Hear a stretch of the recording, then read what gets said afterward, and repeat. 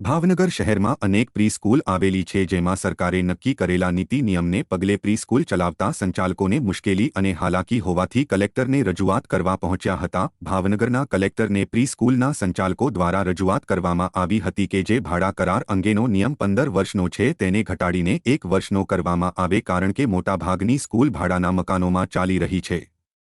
તેથી માલિકો દ્વારા ભાડા કરાર કરવો સંભવ રહેતો નથી। આ સાથે ફાયર સેફટીના અને અન્ય મુદ્દાઓને પગલે પણ વિસંગતતા હોય તે સરકાર દ્વારા દૂર કરવામાં આવે તેવી માંગ સાથેનું આવેદનપત્ર પાઠવ્યું હતું।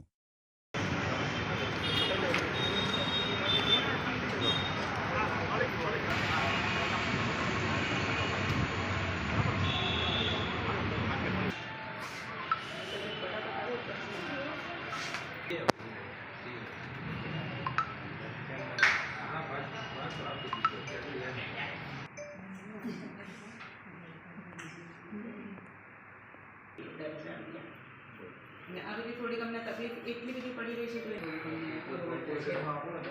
અને એ આપી છે સર અત્યારે અમે લોકો ગુજરાત લેવલે બધા શહેરમાં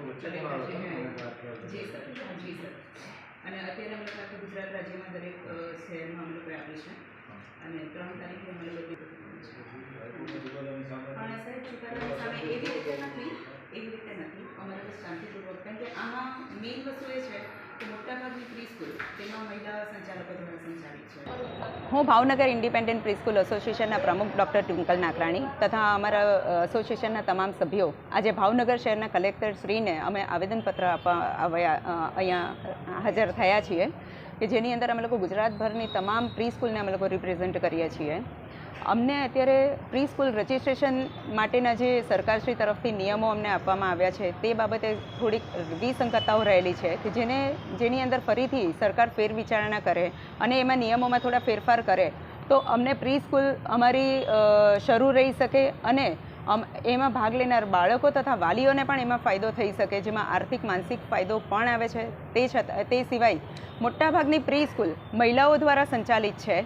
તેની અંદર શિક્ષિકા તરીકે પણ મોટાભાગની મહિલાઓ કામ કરે છે અને એ સિવાય મોટાભાગની પ્રી-સ્કૂલો અત્યારે ભાડાની જગ્યામાં ચાલે છે। તો આ નિયમોની અંદર રજિસ્ટ્રેશન માટે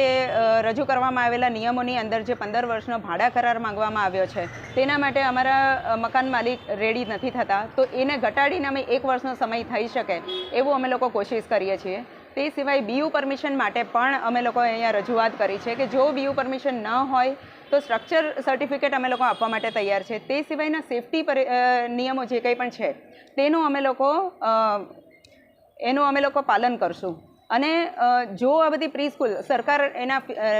નિયમોમાં ફેરબદલ કરશે તો જ સ્કૂલોને ફાયદો થશે, નહીં તો અમારેમાંથી મોટાભાગની 70-80% જેટલી પ્રી-સ્કૂલોને બંધ કરવાનો વારો આવશે અને એના કારણે બાળકો જે પોતાના ઘરની નજીકની પ્રી-સ્કૂલમાં ઓછી ફીની સાથે જ્યાં જઈ રહ્યા છે તો એમણે દૂરની શાળાઓમાં જવાની ફરજ પડશે। આના કારણે વાલીઓને પણ ઘણી બધી આર્થિક પરિસ્થિતિનો પણ સામનો કરવો પડશે, તે સિવાય એમને બાળકોને દૂર મોકલવામાં રહેલા જોખમોનો પણ સામનો કરવો પડી શકે છે અને જો પ્રી-સ્કૂલો બંધ થશે તો ઘણી બધી મહિલાઓ બેરોજગાર થઈ જશે।